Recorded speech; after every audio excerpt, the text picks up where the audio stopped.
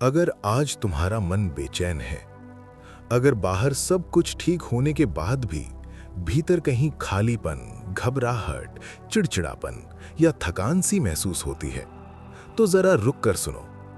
आज की ये बात तुम्हारे लिए है, क्योंकि आज हम उस सच्चाई पर बात करने वाले हैं जिसे समझ लेने के बाद तुम दुनिया को देखने का नजरिया बदल सकता है। गौतम बुद्ध ने बहुत सरल शब्दों में कहा था, अगर मन अशांत है तो सुख कहीं नहीं मिलेगा। न पैसा सुख देगा, न रिश्ते, न सफलता, न ही सम्मान। आज इस वीडियो में तुम ये समझोगे कि मन आखिर अशांत होता क्यों है, हम हर चीज पाने के बाद भी बेचैन क्यों रहते हैं, और सबसे जरूरी बात, उस अशांति से बाहर निकलने का रास्ता क्या है। ये कोई भारी भरकम दर्शन नहीं है, न कोई किताबी ज्ञान। ये वही बातें हैं जो तुम रोज जीते हो, महसूस करते हो, लेकिन कभी ठहर कर समझ नहीं पाते। देखो, जरा अपने दिन को याद करो। सुबह आंख खुलते ही मोबाइल उठता है, notification, message, call, social media. दिन शुरू होने से पहले ही मन पर बोझ आ चुका होता है। ऑफिस, काम, घर, रिश्ते, जिम्मेदारियां सब अपनी जगह सही हैं, लेकिन मन जैसे लगातार कहीं भाग रहा है। शाम को थककर घर आते हो, फिर भी चैन नहीं मिलता। रात को बिस्तर पर लेटते हो, शरीर थका होता है, लेकिन दिमाग जागता रहता है। यही है मन की अशांति। अब सवाल ये नहीं है कि समस्या है या नहीं, सवाल ये है कि समस्या की जड़ कहाँ है। और यहीं पर बुद्ध की बात हमें सीधा आईना दिखाती है। हमने मान लिया है कि सुख बाहर की चीजों में है। अगर ये मिल जाए तो खुश हो जाऊंगा, अगर वो हो जाए तो शांति मिल जाएगी। लेकिन सच ये है कि बाहर की कोई भी चीज तुम्हें स्थायी सुख नहीं दे सकती जब तक भीतर अशांति है।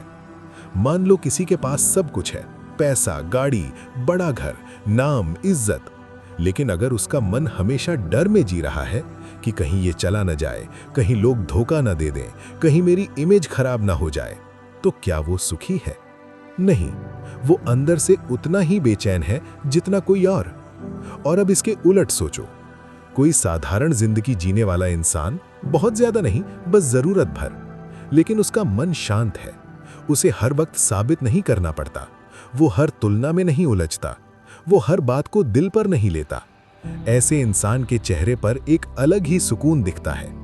यहीं से समझ में आता है कि असली खेल बाहर का नहीं, भीतर का है।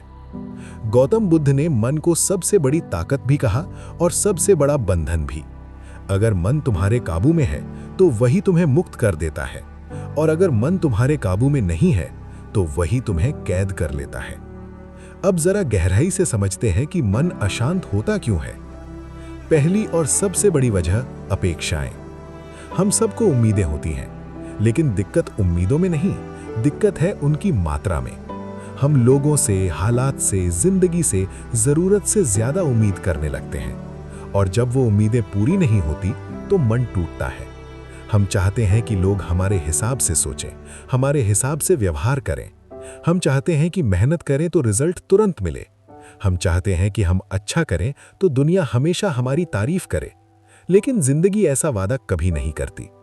जब उम्मीदें टूटती हैं तो मन शिकायत करता है, क्यों मेरे साथ ही ऐसा हुआ, मैंने क्या गलती की, मैंने तो सब ठीक किया था। और यही शिकायत धीरे धीरे अशांति बन जाती है।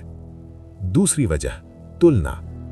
आज का इंसान तुलना में जी रहा है। सोशल मीडिया खोलते ही किसी की ट्रैवल, किसी की सक्सेस, किसी की लाइफ पर नजर पड़ती है, और बिना सोचे हम अपनी जिंदगी से उसकी जिंदगी की तुलना करने लगते हैं। हमें नहीं पता उसके पीछे की सच्चाई क्या है, हमें सिर्फ चमक दिखती है और हमारी अपनी जिंदगी फीकी लगने लगती है। तुलना हमेशा मन को अशांत करती है, क्योंकि तुलना में कभी जीत नहीं होती। कोई न कोई हमेशा आगे दिखेगा, और जब तक तुम दूसरों के पैमाने से अपनी कीमत तय करोगे तब तक चैन नहीं मिलेगा। तीसरी वजह, बीते हुए कल में अटके रहना या आने वाले कल की चिंता करते रहना। बीते हुए कल में काश ऐसा न किया होता, काश वो बात न कही होती, काश वो मौका न छोड़ा होता। और आने वाले कल में अगर ऐसा हो गया तो, अगर वो नहीं हुआ तो, अगर मैं असफल हो गया तो।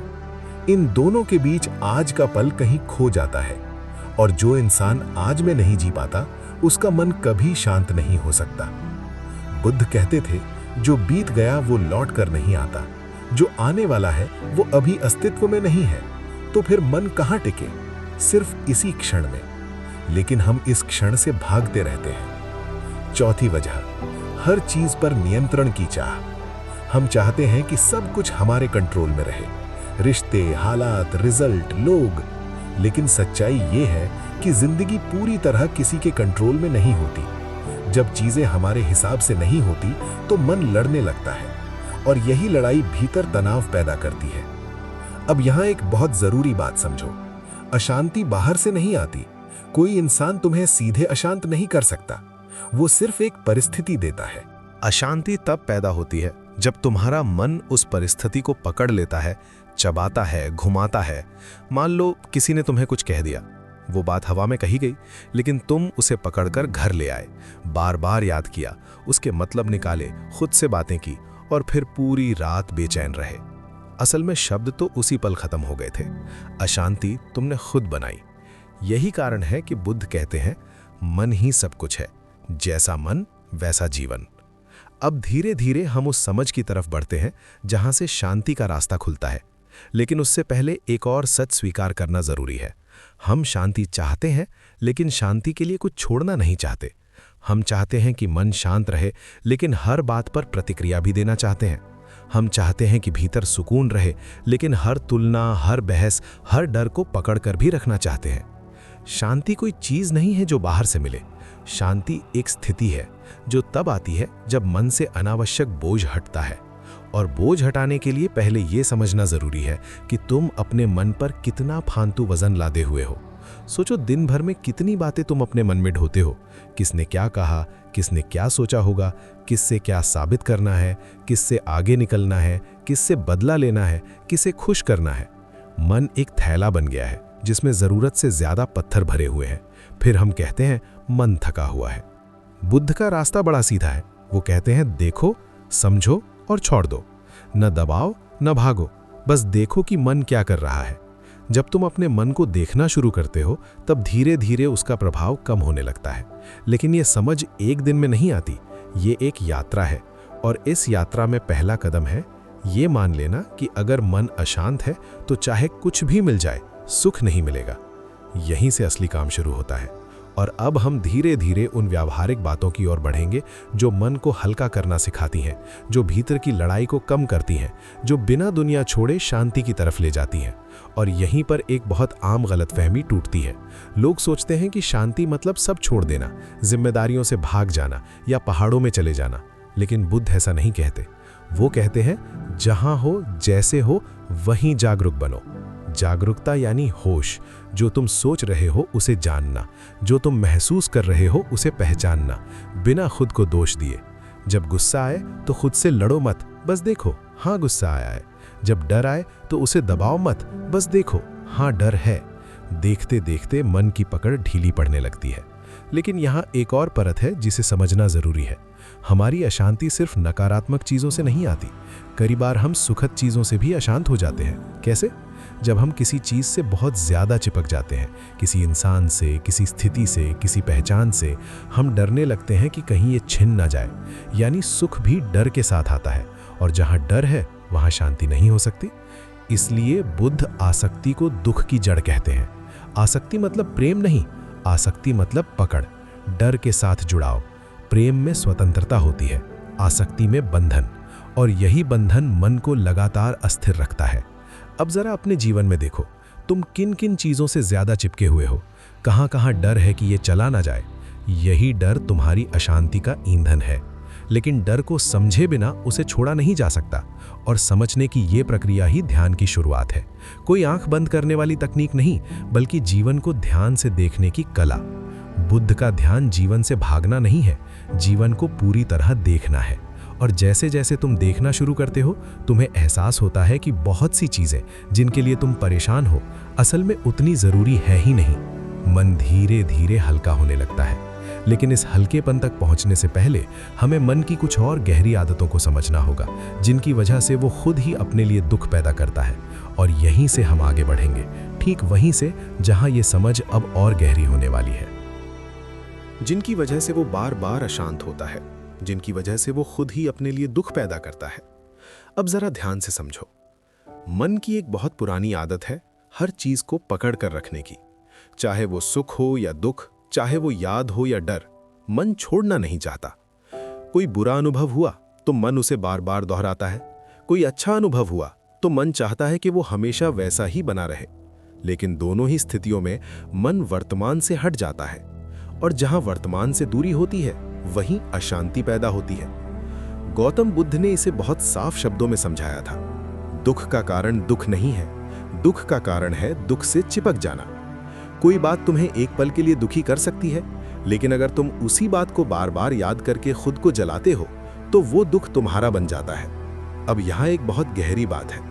हम सोचते हैं कि मन अपने आप चलता है, लेकिन सच ये है कि हमने उसे बिना ट्रेनिंग के छोड़ दिया है। जैसे एक घोड़ा बिना लगाम के भागता है, वैसे ही मन भी इधर उधर दौड़ता रहता है। और फिर हम कहते हैं मन बहुत ज्यादा सोचता है, मन बहुत परेशान करता है। लेकिन सवाल यह है, क्या कभी हमने मन को बैठकर समझने की कोशिश की?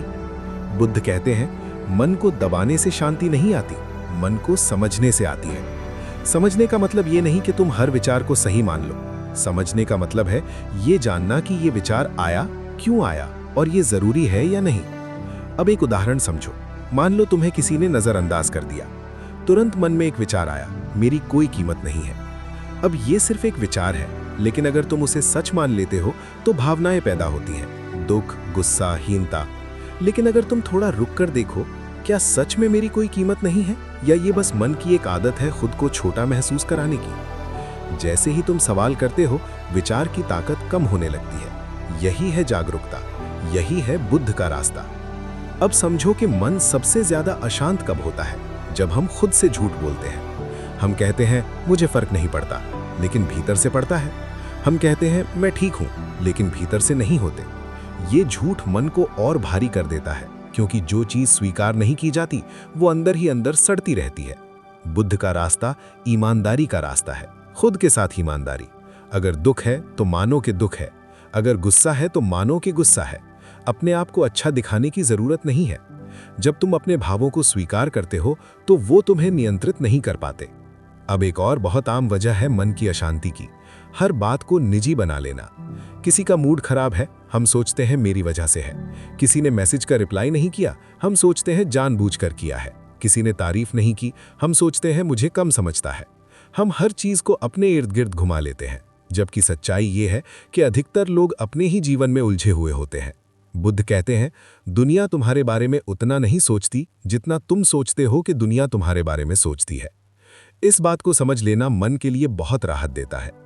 अब जरा रिश्तों की बात करते हैं, क्योंकि मन की अशांति का एक बड़ा हिस्सा यहीं से आता है। हम चाहते हैं कि हमारे अपने हमें समझें, हमारे हिसाब से चलें, हमारी भावनाओं का ख्याल रखें। लेकिन हर इंसान अपनी समझ, अपनी सीमाओं, अपने डर के साथ जी रहा है। जब हम उनसे वो उम्मीद करते हैं जो वो दे ही नहीं सकते, तो हम खुद को दुख देते हैं। बुद्ध कहते हैं दूसरों से कम उम्मीद और खुद से ज्यादा समझ, यहीं से शांति की शुरुआत होती है। इसका मतलब ये नहीं कि रिश्ते छोड़ दो, इसका मतलब ये है कि रिश्तों में यथार्थ लाओ। जो जैसा है उसे वैसा देखो, ना उसे बदलने की जिद, ना खुद को मिटाने की कोशिश। अब एक और परत खोलते हैं। मन की अशांति का एक कारण ये भी है कि हम हमेशा कुछ बनने की दौड़ में रहते हैं। कुछ बनना है, कुछ साबित करना है, कुछ दिखाना है। जब तक ये कुछ पूरा नहीं होता, मन कहता है अभी खुश मत हो। और जब वो कुछ मिल भी जाता है तो मन कहता है अब अगला लक्ष्य। इस दौड़ में शांति हमेशा टलती रहती है। बुद्ध कहते हैं अगर तुम सोचते हो कि भविष्य में जाकर शांत हो जाओगे तो तुम कभी शांत नहीं हो पाओगे। शांति भविष्य की उपलब्धि नहीं है, शांति वर्तमान की समझ है। अब इसका मतलब ये नहीं कि लक्ष्य मत रखो, मतलब ये है कि लक्ष्य के नाम पर आज को मत खो दो। काम करो, मेहनत करो, आगे बढ़ो, लेकिन ये मत सोचो कि आज बेकार है और कल ही सब ठीक होगा। जो इंसान आज में सुकून नहीं ढूंढ पाता, वो कल में भी नहीं ढूंढ पाएगा। अब जरा ध्यान दो अपनी सांस पर। अभी, बस एक पल के लिए। ये सांस अभी चल रही है, न कल की है न कल की, यही वर्तमान है। बुद्ध ने सांस को इसलिए महत्वपूर्ण बताया क्योंकि ये हमें अभी में लाती है। जब मन बहुत भटकता है तो सांस पर ध्यान देना उसे वापस लाने का एक सरल तरीका है। लेकिन यहां भी एक गलती लोग करते हैं, वो सांस को बदलने लगते हैं, कंट्रोल करने लगते हैं। बुद्ध का रास्ता कंट्रोल का नहीं है, देखने का है। सांस जैसी है वैसी देखो, तेज है तो तेज, धीमी है तो धीमी। जैसे जैसे देखना बढ़ता है मन खुद शांत होने लगता है। अब एक और गहरी बात, मन को सबसे ज्यादा अशांति तब होती है जब हम जीवन को स्थायी मान लेते हैं। हम सोचते हैं ये स्थिति हमेशा रहेगी, ये रिश्ता हमेशा रहेगा, ये समस्या कभी खत्म नहीं होगी। लेकिन जीवन का स्वभाव ही परिवर्तन है। जो आया है वो जाएगा, जो बना है वो टूटेगा, जो शुरू हुआ है वो खत्म होगा। इस सच्चाई को स्वीकार करना आसान नहीं है, लेकिन यही स्वीकार मन को हल्का करता है। बुद्ध इसे अनित्यता कहते हैं। सब कुछ बदलता है। जब तुम इस सच्चाई से लड़ते हो तो मन अशांत होता है, और जब तुम इसे समझ लेते हो तो मन बहने लगता है, लड़ता नहीं। अब सोचो, अगर तुम जान लो कि हर भावना अस्थाई है, हर दर्द अस्थाई है, तो क्या तुम उससे उतना डरोगे? नहीं। डर वही होता है जहां हम किसी चीज को स्थायी मान लेते हैं। अब तक तुमने देखा, मन की अशांति किसी एक कारण से नहीं आती। ये कई आदतों का नतीजा है। अपेक्षाएं, तुलना, अतीत भविष्य में जीना, नियंत्रण की चाह, आसक्ति, पहचान से चिपकना, परिवर्तन से डरना। इन सब को समझना ही आधा इलाज है। लेकिन समझ के साथ साथ एक और चीज जरूरी है, अभ्यास। क्योंकि मन सालों से एक तरीके से चल रहा है, वो एक दिन में नहीं बदलेगा। बुद्ध कहते हैं, थोड़ा थोड़ा करके जागो, हर दिन। जब भी मन भटके उसे डांटो मत, बस वापस लाओ। ये एक दोस्त की तरह है जिसे रास्ता दिखाना पड़ता है। और जैसे जैसे अभ्यास बढ़ता है मन के भीतर की शोर कम होने लगती है। लेकिन यहाँ एक बहुत बड़ा भ्रम टूटना जरूरी है। शांति का मतलब ये नहीं कि अब कभी दुख नहीं होगा, अब कभी गुस्सा नहीं आएगा।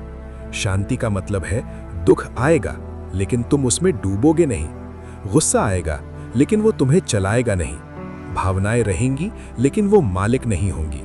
और यही असली आजादी है। अब इस बिंदु पर आकर एक सवाल उठता है, अगर मन को इतना समझना है तो रोजमर्रा की जिंदगी में इसे कैसे जिया जाए? यहीं से बात और व्यावहारिक होने वाली है, क्योंकि ज्ञान तब तक अधूरा है जब तक वो जीवन में उतरे नहीं। अब हम उन सरल लेकिन गहरे तरीकों की ओर बढ़ेंगे जो बिना दुनिया छोड़े, बिना किसी बनावटी प्रक्रिया के मन को धीरे धीरे स्थिर करना सिखाते हैं। और ठीक इसी जगह से ये यात्रा आगे बढ़ेगी, जहां समझ अभ्यास में बदलने वाली है। अब जरा बहुत सीधे और ईमानदारी से बात करते हैं। अब तक जो भी समझ आया वो अगर सिर्फ सुनने तक सीमित रह गया तो मन फिर वही करेगा जो वो हमेशा करता आया है। इसलिए बुद्ध सिर्फ समझाने पर नहीं रुकते, वो जीने का तरीका देते हैं। पहली और सबसे जरूरी बात, मन को शांत करने की कोशिश मत करो। ये बात थोड़ी उल्टी लग सकती है, लेकिन यही सबसे बड़ा सच है। जब तुम कहते हो मुझे शांत होना है, तभी भीतर एक तनाव पैदा हो जाता है, क्योंकि अब तुम वर्तमान से लड़ रहे हो। बुद्ध कहते हैं जो है उसे पहले स्वीकार करो। अगर मन अशांत है तो बस इतना जान लो, हाँ अभी मन अशांत है। ना उसे अच्छा कहो ना बुरा, बस देखो, जैसे कोई नदी बह रही हो। तुम उसके किनारे खड़े होकर देख रहे हो। तुम नदी नहीं हो, तुम देखने वाले हो। जैसे ही ये दूरी बनती है मन की पकड़ ढीली पड़ने लगती है। अब दूसरा अभ्यास, धीरे जीना सीखो। हम सब बहुत तेज जी रहे हैं, तेज चलना, तेज बोलना, तेज सोचना, तेज प्रतिक्रिया देना। लेकिन मन शांति की भाषा धीमेपन में समझता है।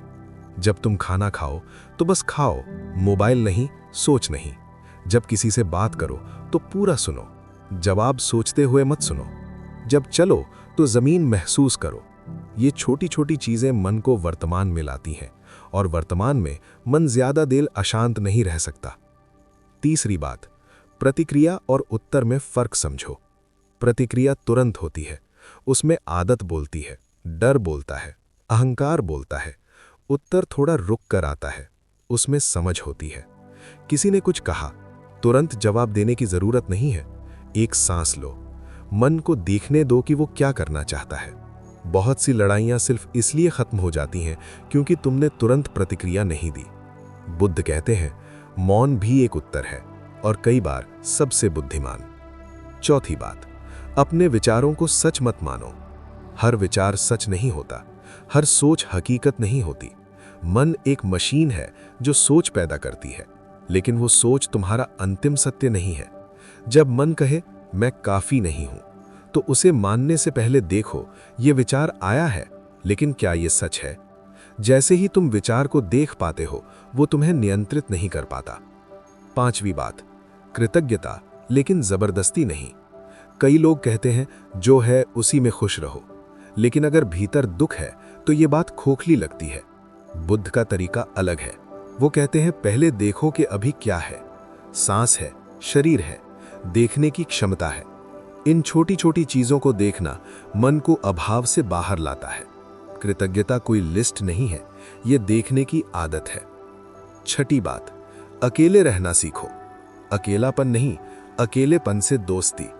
हर पल खुद को व्यस्त रखने की जरूरत नहीं है। थोड़ा खाली समय, थोड़ा सन्नाटा। इसी सन्नाटे में मन की असली आवाज सुनाई देती है। शुरुआत में डर लगेगा क्योंकि हम भागते आए हैं, लेकिन धीरे धीरे यही सन्नाटा शांति बन जाता है। सातवीं और बहुत गहरी बात, मृत्यु को समझो। बुद्ध बार बार मृत्यु की बात करते हैं, डराने के लिए नहीं, जगाने के लिए। जब तुम जानते हो कि ये जीवन स्थायी नहीं है, तो तुम छोटी छोटी बातों को इतना बड़ा नहीं बनाते। गुस्सा हल्का हो जाता है, अहंकार ढीला पड़ता है और प्रेम गहरा हो जाता है। जो इंसान मृत्यु को समझ लेता है, वो जीवन को हल्के हाथों से जीता है। अब जरा इस पूरी बात को एक ही सूत्र में समझो। मन अशांत है, इसलिए जीवन में दुख है। मन शांत नहीं होगा तो बाहर कुछ बदलकर भी अंदर कुछ नहीं बदलेगा। लेकिन जैसे ही तुम मन को समझना शुरू करते हो, देखना शुरू करते हो, लड़ना बंद करते हो, वैसे ही शांति कोई उपलब्धि नहीं, एक अनुभव बन जाती है। और यही वो जगह है जहां बुद्ध की बात पूरी तरह साफ हो जाती है। सुख बाहर नहीं है, सुख भीतर भी नहीं है। सुख तब है जब मन की अशांति नहीं है। अब अंत में मैं तुमसे कोई भारी काम नहीं कहूंगा, कोई बड़ी साधना नहीं, कोई पहाड़ नहीं। बस आज से इतना करो, दिन में एक बार खुद से पूछो, अभी मेरे मन में क्या चल रहा है। बस पूछो, बदलो मत, ठीक मत करो, देखो। यही देखना धीरे धीरे तुम्हें उस जगह ले जाएगा जहां मन शांत होना कोई कोशिश नहीं, एक स्वाभाविक स्थिति बन जाती है। और जब मन शांत होता है तो जीवन जैसा भी हो, उसमें एक गहराई, एक ठहराव, एक सुकून आ जाता है। यही बुद्ध का संदेश है, यही इस पूरी बात का सार है। अगर ये समझ आज तुम्हारे भीतर थोड़ी भी जगह बना पाई है, तो इसे सिर्फ सुनकर मत छोड़ना, इसे जीने की कोशिश करना। क्योंकि जिस दिन तुमने मन की अशांति से दूरी बना ली, उस दिन तुम समझ जाओगे सुख कहीं बाहर नहीं था, वो हमेशा यहीं था, बस मन के शोर में दिखाई नहीं दे रहा था।